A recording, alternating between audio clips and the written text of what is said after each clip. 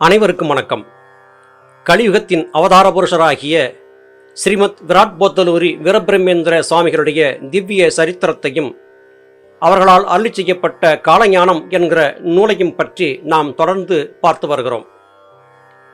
வீரபிரம்மேந்திர சுவாமிகள் ஹைதராபாத் நவாபை சந்தித்து அங்கே பலவிதமான அற்புத திருவிளையாடல்களை நடத்தி முடித்து காலஞானம் என்கிற தன்னுடைய நூலின் சொல்லப்பட்டிருக்கக்கூடிய கருத்துக்களை எல்லாம் ஹைதராபாத் நவாபிற்கும் மற்றவர்களுக்கும் அறிவித்து அங்கிருந்து தன்னுடைய சீடர்களோடு கந்திமல்லைய பள்ளிக்கு திரும்பி வருகிறார். திரும்பி வருகிற போது நடைபெற்ற ஒரு சுவாரஸ்யமான சம்பவத்தை இன்றைய பதிவிலே பார்க்க இருக்கிறோம். விராட் போத்தலூரி வீரபிரம்மேந்திர சுவாமிகள் தனக்கு மிகவும் பரிச்சயமாகவும் நல்லவர்களாகவும் கருதியவர்களை எல்லாம் சீடர்களாக ஏற்றுக்கொண்டார். அப்படி 12 சீடர்கள் வீரபிரம்மேந்திர சுவாமிகளுக்கு அமைந்தார்கள். அவர்களிலே வீரபிரம்மேந்திர சுவாமிகளுடைய அன்பிற்கு மிகவும் பாத்திரமானவராக சித்தையா இருந்தார். இந்த சித்தையா சுவாமிகளால் அதிகமாக அழைத்து அருகிலே வைக்கப்படுகிறாரே என்று மற்ற சீடர்களுக்கெல்லாம் பொறாமை ஏற்பட்டது. இந்த பொறாமை என்கிற குணம் எந்த நிலையிலே எவரிடத்திலே இருந்தாலும் அது ஆபத்தானது. சித்தையா மீது மற்ற சீடர்கள் பொறாமை கொண்டிருக்கிறார்கள் என்பதை வீரபிரம்மேந்திர சுவாமிகள் புரிந்து கொண்டார். தன்னுடைய மற்ற சீடர்களுக்கு சித்தையாவின் பெருமையை புலப்படுத்தியும் மற்ற சீடர்களுடைய அகங்காரத்தை போக்கவும் வீரபிரம்மேந்திர சுவாமிகள் மனதிலே எண்ணம் கொண்டார். நடந்து வந்து கொண்டிருந்த வழியிலே சீடர்களுக்கு ஒரு பரீட்சை வைத்தார். என் அருமை சீடர்களே, உங்களுக்கு ஞானம் குறித்தான பலவிதமான நல்ல நுணுக்கங்களை எல்லாம் நான் சொல்லி வந்திருக்கிறேன். இப்போது உங்களுக்கு ஒரு பரீட்சை வைக்கப் போகிறேன். இதோ நம் எதிரே ஒரு நாய் செத்து கிடக்கிறது. என்னுடைய கட்டளைக்கு கீழ்ப்பணிந்து எவர் இந்த நாயை எடுத்து உண்கிறாரோ அவருக்கு என்னுடைய முழுமையான ஆசி கிடைக்கும் என்று வீரபிரம்மம் அறிவித்தார். கேட்ட மாத்திரத்திலே சீடர்களுக்கு தூக்கி வாரி போட்டது. என்ன, செத்த நாயை தின்பதா? எத்தனை அருவருக்கத்தக்க காரியம் அது என்று சொல்லி முகம் சுளித்தார்கள்.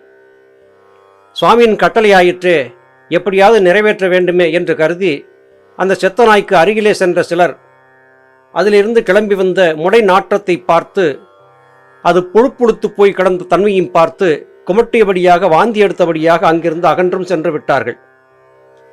எவருமே சுவாமிகளின் வார்த்தைக்கு செவி கொடுத்து அந்த செத்த நாயை தின்ன முன்வரவில்லை. அப்போது சித்தையாவின் மகத்துவத்தை மற்றவர்களுக்கு அறிவிக்க எண்ணியிருந்த சுவாமிகள் சித்தையாவை அழைத்து, சித்தையா, அதோ செத்து கிடக்கிறது நாய், அந்த நாயை சென்று தின்றுவிட்டு வா என்று அறிவிக்கிறார். யாருமே முன்வராத ஒரு காரியத்தை செய்ய சித்தையா முன்வந்தார். சித்தையா, இந்த செத்த நாயை தின்னச் சொல்லி நான் கட்டளையிட்டேன். எவரும் அதற்கு முன்வரவில்லை. உன்னுடைய மன ஓட்டம் எப்படி? என்னுடைய கட்டளைக்கு ஆட்பட்டு அந்த செத்த நாயை நீ தின்கிறாயா, அல்லது நீயும் இவர்களைப் போலவே முகம் சொலித்தபடியாக ஒதுங்கிச் செல்லப் போகிறாயா என்று கேட்டார். வெறுப்பு வெறுப்பு என்கிற நிலைகளை அற்று பஞ்சேந்திரியங்களை ஒடுக்கி குருவுக்கே தன்னை அர்ப்பணித்துவிட்ட ஒரு சீடனுக்கு எந்த ஒன்றுமே பெரிய விடயமாக இருக்காது. இது நிச்சயமாக சுவாமிகள் வைத்திருக்கக்கூடிய ஏதோ ஒரு பரீட்சை தான் என்பதை புரிந்து கொண்டுவிட்ட சித்தையா, இல்லை சுவாமி, தங்கள் கட்டளைப்படி இந்த செத்த நாயை தின்பதற்கு நான் தயாராக இருக்கிறேன் என்று சொல்லி வேக வேகமாக அந்த நாய்க்கு அருகிலே சென்று அமர்ந்து குருவை மானசீகமாக வேண்டி பிரார்த்தனை செய்து குருவை தொழுதபடியாக அந்த செத்த நாயின் பிரேதத்தை பீத்து தின்ன ஆரம்பித்தார். ஆனால் செத்துப்போன அந்த நாயின் துர்நாற்றம் என்பது சுகந்த மனமாக மாறிப்போனது. அங்கே மாமிசமாக இருந்ததெல்லாம் மாமிசமாக இல்லாமல் பழத்துண்டுகளைப் போல மிகவும் ருசியாக இருந்தன. எந்தவிதமான அசூசையும் இல்லாமல் பழங்களை உண்பதைப் போல அந்த செத்த நாயை சித்தையா தின்ன ஆரம்பித்தார். உண்மையிலேயே அது செத்த நாய் அல்ல, வீரபிரம்மத்தால் உருவாக்கப்பட்ட ஒரு மாயா உருவமே அது. எல்லாவிதமான தகுதியும் பெற்றிருந்த சித்தையாவின் ஆற்றல்களை அப்போது வீரபிரம்மேந்திர சுவாமிகள் தன்னுடைய மற்ற சீடர்களுக்கு நிரூபித்து காட்டினார். அதன் பிறகு தன் சீடர்களை எல்லாம் அருகே அழைத்து, சித்தையா குரு வார்த்தையை மீறாதவன் என்பதை நிரூபித்து விட்டான். நீங்கள் எல்லாம் அவன் மீது அசூயையும் பொறாமையும் கொண்டிருக்கிறீர்கள். யோக வாழ்க்கை வாழக்கூடிய ஒருவரின் மீது மற்றவருக்கு பொறாமை ஏற்படக்கூடாது. அவரவர் செய்திருந்த கர்மவினைகளுக்கு ஏற்ப ஞானம் என்பது ஒவ்வொருவருக்கும் ஒவ்வொரு காலகட்டத்திலே வந்து சேரும். குரு காட்டியிருக்கக்கூடிய வாழ்க்கையை சிறமேற்கொண்டு எந்தவிதமான கேள்வியும் கேட்காமல் நடப்பவன்தான் உண்மையான யோகியும் ஞானியும் ஆவான் என்கிற உபதேசத்தை சீடர்களுக்கு வீரபிரமேந்திரர் சொன்னார். இந்த இடத்திலே ஒரு தகவலை நாம் சொல்ல வேண்டியிருக்கிறது. ஞானபிதா சுவாமி சிவானந்த பரமஹம்சர் அவர்கள் சித்த வித்தியை காட்டிக் கொடுப்பதற்கு முன்பதாக சித்த வித்தியார்த்திகள் எவ்வாறு நடந்து கொள்ள வேண்டும் என்பதற்கான சித்த வித்தியார்த்திகளின் நடவடிக்கை கிரமங்கள் என்ற நூலை அருளி செய்தார்கள். ஆனால் இன்றைய காலகட்டத்திலே நடவடிக்கை கிரமங்களை பற்றி கூட சொல்வதில்லை. சித்த வேதத்தை வாசித்திருக்கிறீர்களா என்பதை கேட்பதில்லை. கணவன் மனைவி இணைந்துதான் தீட்சை பெற வேண்டும் என்று சொன்ன ஞானபிதாவின் வார்த்தைகளை புறந்தள்ளி விடுகிறார்கள். தவறான வகையிலே சித்த வித்தை காட்டிக் கொடுக்கப்படுகிறது. இப்படி காட்டிக் கொடுக்கப்படும் போது இந்த வகையான செயல்பாடுகள் நிச்சயமாக ஞானபிதா போன்ற மகா ஞானிகளுக்கு மகிழ்ச்சி தரக்கூடியதாக இருக்காது என்பதை இவர்கள் புரிந்து கொள்ளவே இல்லை. தவறான வகையிலே எப்படியாவது சித்த வித்தை உபதேசம் பெற்றுவிட வேண்டும் என்று பெற்று அதன் பிறகு அந்த சித்த வித்தையை சரியாக கடைப்பிடிக்காமல் அதை வீணாக்கிவிட்டு மற்ற வாழ்க்கைகளுக்கு சென்றுவிடக்கூடியவர்களையும் பார்க்க முடிகிறது. இது போன்ற தன்மைகள் கொண்டவர்கள் கலியுகத்தில் ஏற்படுவார்கள் என்பதை அன்றே வீரபிரமேந்திர சுவாமிகள் கணித்தும் சொல்லியிருந்தார்கள். குரு பிரம்மா, குரு விஷ்ணு, குரு சாக்ஷாத் மகேஸ்வரா என்று சொல்லியிருந்த மகா வாக்கியத்தை இன்றைய காலத்தில் எல்லோரும் அறிந்து விட்டார்கள். குரு என்பவர் பிரம்மம் என்று உணர வேண்டும்.